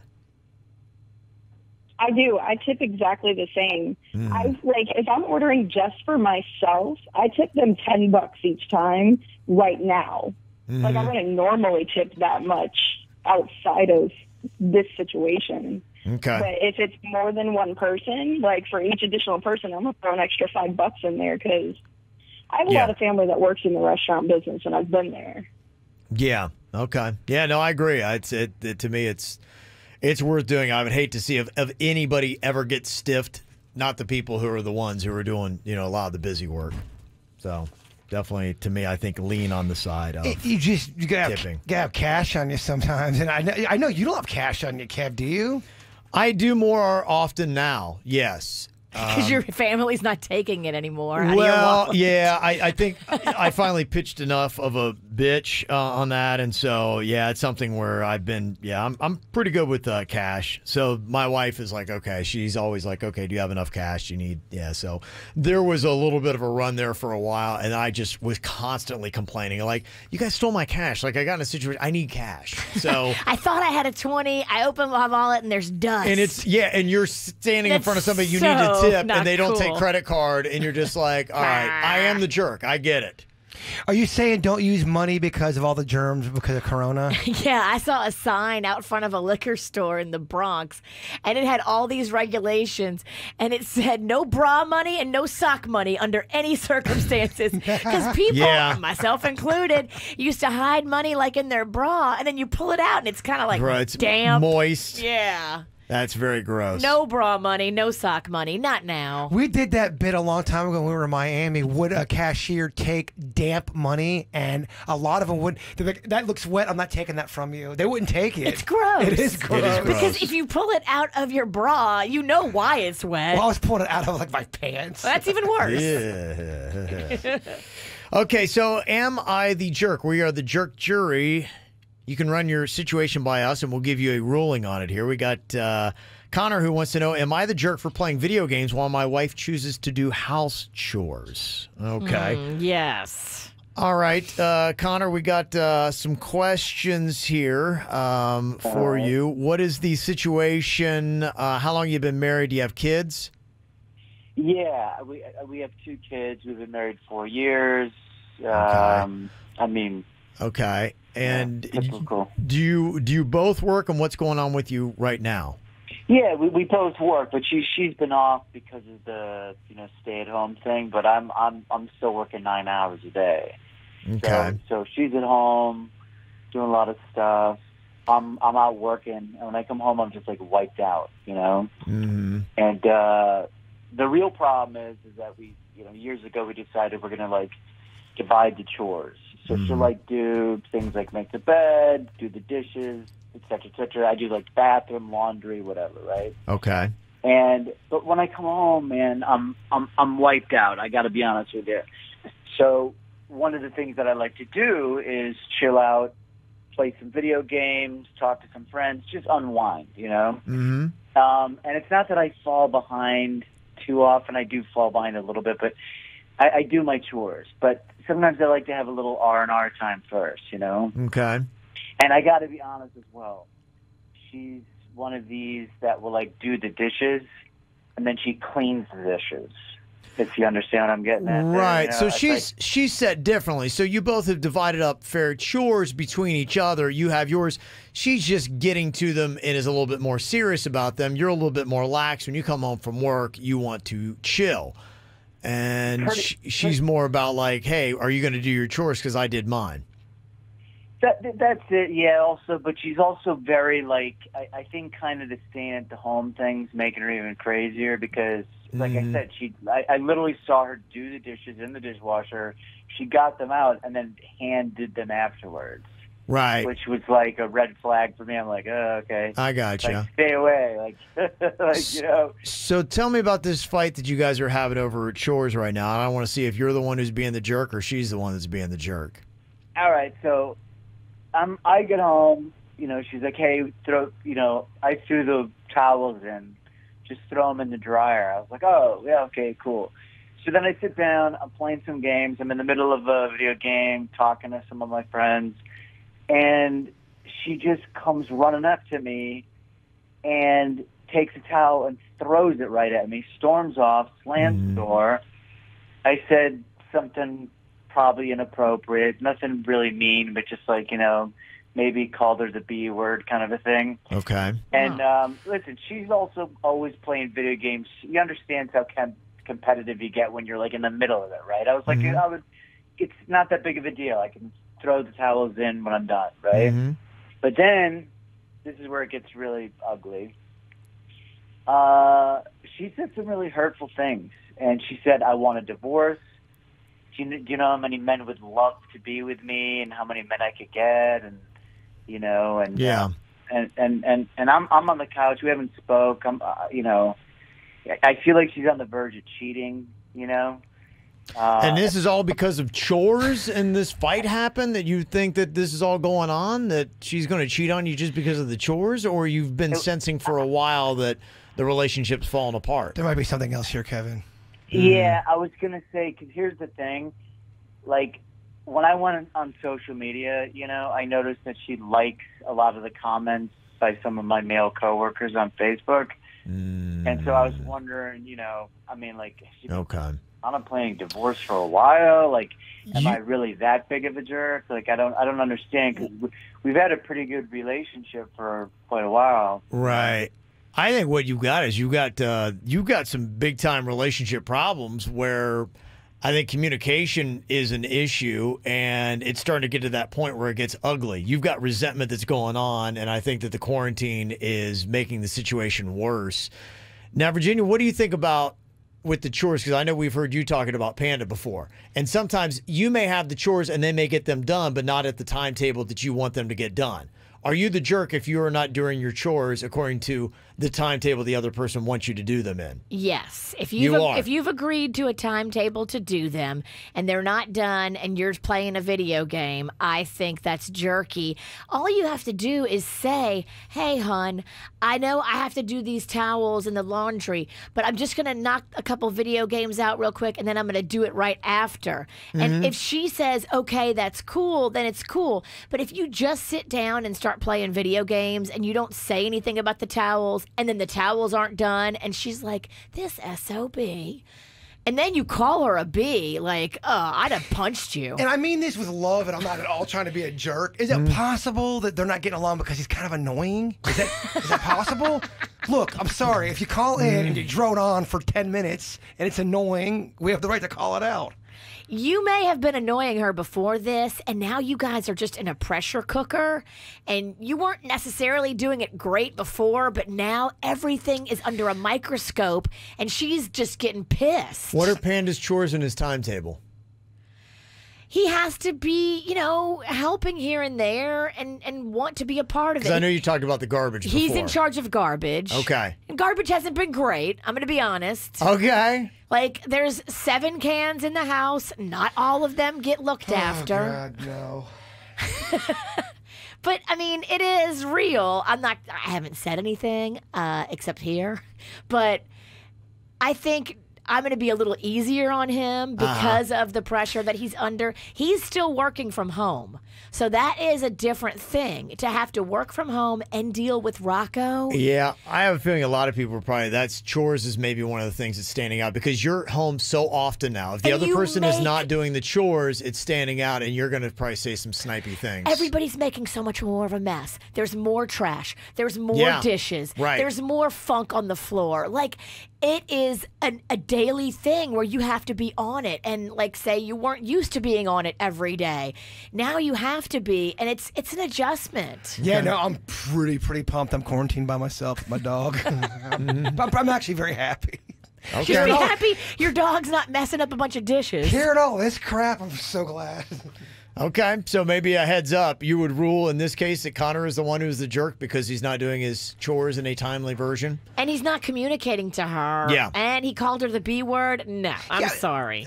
You can't call her a B word. Dude, it's not going to fly with me. He can make it so much easier on his life. As soon as you sat down, you were in the wrong because you didn't tell her what you wanted to do. And then when she came over and threw the towel at you, you called her a B? Yeah. I'd have got a knife. But she did some jerky things in return. Yeah, it's one of those things where they're both annoying. Well, they're both wrong, and that's usually what happens in a relationship, is somebody will do something that's jerky, and then the other person's like, oh, yeah?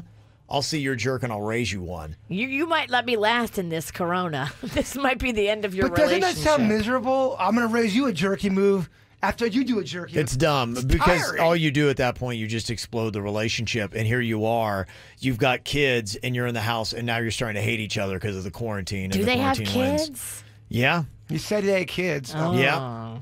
So there you go. Part of the problem. What you do when somebody in your neighborhood or apartment complex has the coronavirus? One of our listeners in Texas was talking about somebody had been identified, or at least they had been announced that there was somebody that was living amongst them. Sorry had said yes, that they let us know. They didn't say exactly who. She thought she'd be cool with letting people know. In fact, somebody said that there was a sign on a door in my neighborhood in Sunrise, I guess identifying that there is somebody here that has the coronavirus. And it's weird times, isn't it, when you got to post that you got the illness up on your door? But I think it's considerate, and if somebody does that, that is a very nice thing to do for your neighbors and for the delivery people might come to your door. Everybody just knows, okay, I got to be super cautious and careful. Mm-hmm. That's just looking out. That's just hashtag be cool. You could send them a pizza. I know you got the corones, but here's some pepperones. Yeah, if I knew that a neighbor of mine had it and I was picking up pizza, I might pick up an extra pizza for them if they had a sign. Yeah. Just drop it on their front doorstep. Really? You'll get pizza? I don't feel well. You'll fake the corones for free pizza? I'm kidding. All right, email Kevin. Somebody also texted in and said, during a pandemic, some HIPAA provisions are waived. Really? Interesting. That is interesting. Frank is on here from Broward, and he works at a hospital. So what exactly happens if somebody tests positive and you allowing people, do you know anything about the HIPAA laws being a little relaxed to let people know that, hey, that person has coronavirus? No, the HIPAA laws are never relaxed. Okay. The situation that we're facing now is that if you're working and you're working around other people, let's say, for instance, just because in a hospital, I'm the only one working, I'm still open. So if you test positive, you're going to get sent home, and you get sent home for 14 days, and then you have 3 days to test negative successfully twice. Okay. So it makes it kind of hard, if somebody's around you. You don't really want to get tested positive. You don't want to, because if you're not asymptomatic, you can't work. You know what I mean? Right, absolutely. And that's going to be the tough thing, is when somebody gets released back into it. And they're talking a lot more about the herd immunity and now really keeping track of exactly who has had the virus, hoping that they've built up some antibodies and immunity to the disease so they'd be less likely to get it or even be a carrier in the future. Are they talking about that? Do you have any opinions on the herd immunity, Frank, from what you're seeing? No, but they make you wear a mask to come in. And they're kind of running low on masks. Okay. So, they're asking to reuse the mask. And these masks are just the surgical masks. So it's not going to keep you from getting it. The only thing it's going to do is keep you from spreading. Right. Yeah. I've heard that. I think there's just so much information that has gone back and forth, whether it be masks, pets having it, all that kind of stuff, that people are just so confused. They're like, I don't know. Do I need masks? Do masks work? Do I wear gloves? Do I not wear gloves? Does that tiger have the corones, or was it a guy dressed up as a tiger? Because it's a Tiger King special. Yeah. You're right. They need to pump the second edition of the Netflix special. Well, I'm just saying that a tiger's got corona, and then I don't hear that story anymore. Watch Tiger King on Netflix. It's out of the news cycle 2 days later. Well, I think for that reason, with people want to know, okay, can I go back out? And if I had the antibodies and that what I thought was a sinus infection back in February, oh, no, actually I had the coronavirus. And they want to know, okay, do I have the immunity? Do I have the antibodies? Can I start going out and not worrying about it and then knowing that I can't pass it on to my family? People are going to start acting differently if they've got that COVID swagger, where they're like going, I'm good. Shook it off, all ready to go back out into the world. I had the COVID. What are you going to do about it? Like that kind of swag? Yeah, it's like I've had it. I'm done with it. I'm not contagious to anybody, and I'm not going to pick it up right now if I got exposed to it. But they also said you might be able to catch it twice, so just be careful. I mean, turn your swagger down a little bit till they tell you can't for sure catch it twice. Too many unanswered questions. Can we at least just find out about the tiger? What if you find out the tiger caught it twice? Well, there's a couple places that are now starting to offer the test. Quest Diagnostic, I know they got several locations in South Florida. They're going to be the first company to make coronavirus antibody tests available for purchase online. Or I guess you could get it for $119 without visiting a doctor's office. And those who buy the test online will be prompted to schedule an appointment then for a blood draw at one of their 2,200 patient services across the U.S. So it's not really at home. You still have to go in. I know. I don't really get what the difference is. Lies. Corona lies. Yeah. At home means at home. Right. Yeah, I don't have to leave. I'm just scheduling it from home. I still have to leave. At home means I can be naked and do this thing. Thank you. They say the test results will then be available on the company's patient portal within 2 days of the blood draw. I like the speedy results, but I mean, I'm still leaving my house. The one that I know of at Revive that they've got on there in the Alton Town Center, they've got a COVID-19 antibody test. It's a simple blood test. Results come back in less than 24 hours. Theirs is $99. You were saying MD Now is also offering one? MD Now is also doing it. You can go into select locations and have it done, and they turn it around really fast as well. There's plenty of places you can go do it now. And I was seeing that you need to, on these immunity tests, you need to check there's qualitative and quantitative. And I guess you want the quantitative because that will tell you the level of antibodies that you have in your system. So it is possible that if you had a mild case of coronavirus that you don't have enough of the antibodies to protect you from another attack against the coronavirus. So you want to know that level that you have. And I don't know if they even know what the number is right now when you need to, you can have that, COVID swagger. Well, any of us that are questioning whether or not we had it and wondering, wouldn't all of us in that boat have had it mild? Because if you had it big time, you certainly know you had it. Yeah, and that's the question you want to ask. So, and if you only have a little bit of antibody, it's because you only had it mild, and that doesn't protect you. Right. These are all the things that you really need to know the full story, and that is the full story. And they say, too, your immunity might actually have an expiration to it. Not all immunities are for life. You're only good till August. What? Yeah. What? Well, I mean, you look at the flu. I mean, if you've gotten the flu 1 year, you could get the flu again years later, right? Yeah, you get the flu shot is every year. I get the flu shot every year. Yeah. I don't think I've ever gotten a flu shot. I'm trying to figure out when I got a tetanus. Did I get a tetanus?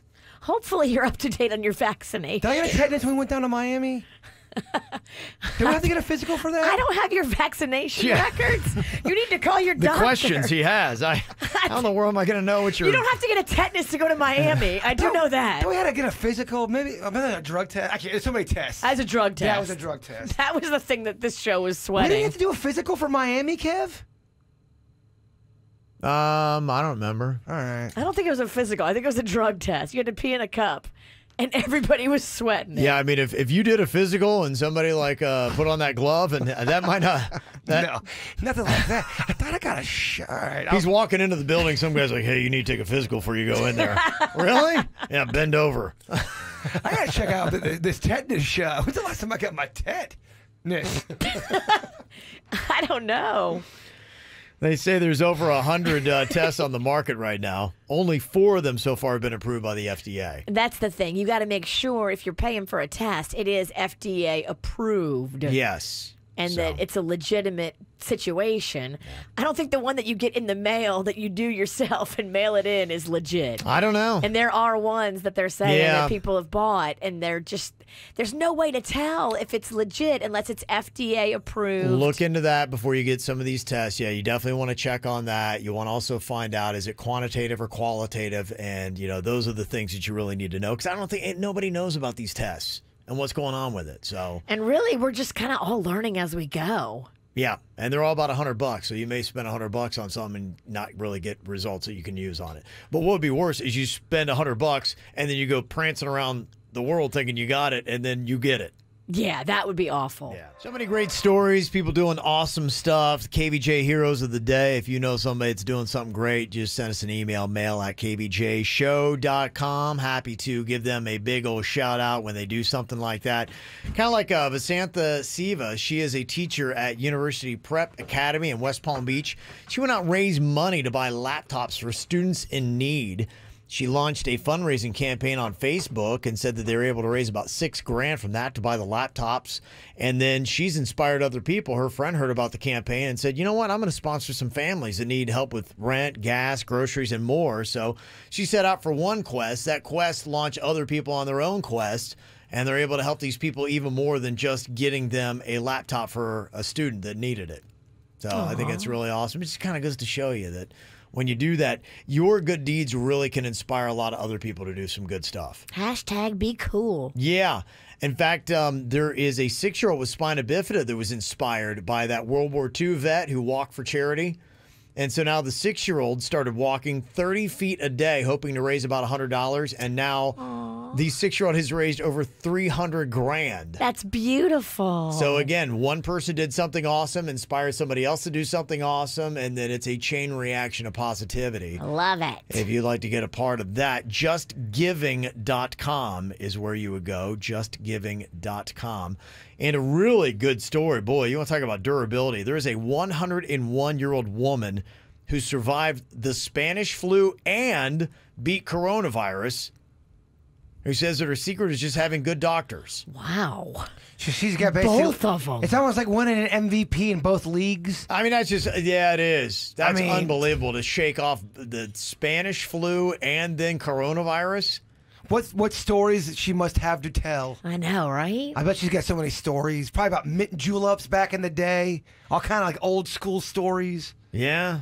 Wow. That reminds me of that story of that guy who was a preemie and saved when he was a newborn at a hospital. Yeah. And then he went back to that same hospital, and the same hospital saved him again from the coronavirus. Right, yeah. I love that. If that happens one more time, that's got to be a world record, right? Oh, yeah. Like if he goes out and gets a shark bite and they save him again, they'd be like, dude, you again? Mm-hmm. So the 101-year-old, she was thanking her doctors, but her son noted that she also eats a lot of Oreo cookies. So thinking maybe that's the secret. Is that the secret? I don't know. Yeah. They have a good peanut butter cream Oreo cookie that just came out, and it is delicious, Fat Kevin. What is it? Peanut butter cream? Peanut butter cream. Oh, that does sound great. Like from like a peanut butter pie. Ooh. Yeah. Oh, it's good. Yeah. That sounds like just kind of my jam. Oh, man. I know yesterday they had, was it Taco Bell was doing Taco Tuesday again? They Some free were. tacos. And you guys brought up the whole quesadilla. Someone texted me, you know how you said that there's a sauce in there that we like? Yeah. It's a special sauce. It's some kind of like jalapeno. You can order it on the side, but it's not. It doesn't come in a package. Really? Yeah, it's a special sauce they put on the Taco Bell quesadilla. I like it. I do Whatever it too. is, it's different than their other spices, and it's really not. I'm a big fan of the Taco Bell quesadilla, and you know me, I'm a food snob. You really are. She is. Snob in general. Yes. Yeah. So snobby. It's called, they said it was the, bird. It's called the All Bird. The All Bird? Did you make a promise and trip again? Jalapeno sauce. Jalapeno. Yeah, ask for that. Go to Taco Bell. Okay. Okay. I told them I'd get the message out. There's a lot of other cool things, too. Coors Light is giving away 500,000 beers through a new ad campaign called America Could Use a Beer. Amen. You can nominate people who deserve a free six-pack by posting on social media with the hashtag Could Use a Beer. And they also say, too, Jose Cuervo is getting in the game. They're buying lunch for 250 random people a day, leading up to Cinco de Mayo. That's nice. Yeah. Yeah, don't snooze on Cinco de Mayo. It is coming up on Tuesday. So it's Cinco de Mayo and Taco Tuesday on the same day. I know. I got a text message from Pablo Escobar. He might be in town. Pablo Escobar, okay. Yeah, he's coming back, y'all. Sorry. Whether you like it or not. Is he high on tacos or is he high on the cocaine? I think he's just high on both. He loves cocaine tacos. He actually snorts taco seasoning. That's his thing. He rolls up a taco shell and uses that to snort coke. That's what it is. That's what it is. Yeah, well, they're doing something good. You can just tweet a photo of your receipts with the hashtag Cinco2Go, hashtag Cinco2Go, and hashtag Cuervo contest. And they will go and start buying lunches for random people. Nice. Just because of that. So, yeah, some good stuff. I feel like I need to do another shout-out, too. You know, Ed Sheeran seems just like a totally awesome dude, always doing the right things. He has his own little bar called Birdie Blossoms in London. He does? Yeah, he does, yeah. I mean, how awesome is that, though? I mean, I would totally do that. If I had, like, the money and I was, like, a big celebrity like Ed Sheeran, that'd be one of the big things I'd do. I'm sure he does. He seems like that kind of guy. You know, yeah, some celebrities own bars that they would never go in and hang out with the people. Ed Sheeran seems like he would just drop in and play a couple, but he would do it like a Tuesday afternoon at like noon and wouldn't even care about making a viral video. He would just do it because he's that kind of cool of a guy. And then after, let's get ripped on a couple shots, mate. And yeah, he probably would. I'm sure he would buy around for everybody. Points. He's that kind of guy.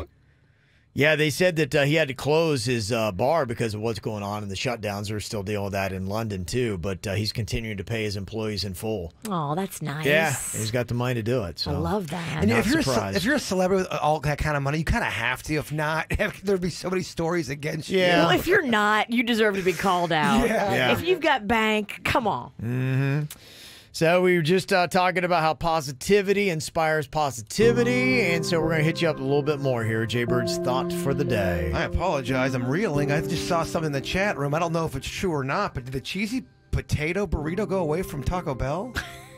I'm trying to get positive. This has derailed the positive thought of the day, I know. Kevin. That's not positive. There's no reason to go on. What? All right, so I'll get focused. Yes. All right. It isn't the mountains ahead to climb that wear you out. It's the pebble in your shoe. Oh. Mm-hmm. Good job, Bird. Does that suck? I think I read it wrong. Say it again. I think you did the inflection on the wrong words. I did. I totally did. I'm reeling. Oh, the music ran out. The burrito, the potatoes. I'm The big moment's gone. Oh. Just end this thing. Yeah. All right, jump in with us after the show podcast, Facebook, and YouTube coming up in just about 10 to 15 minutes. Start your day with KVJ and get the best variety of the 2000s, 10s, and today.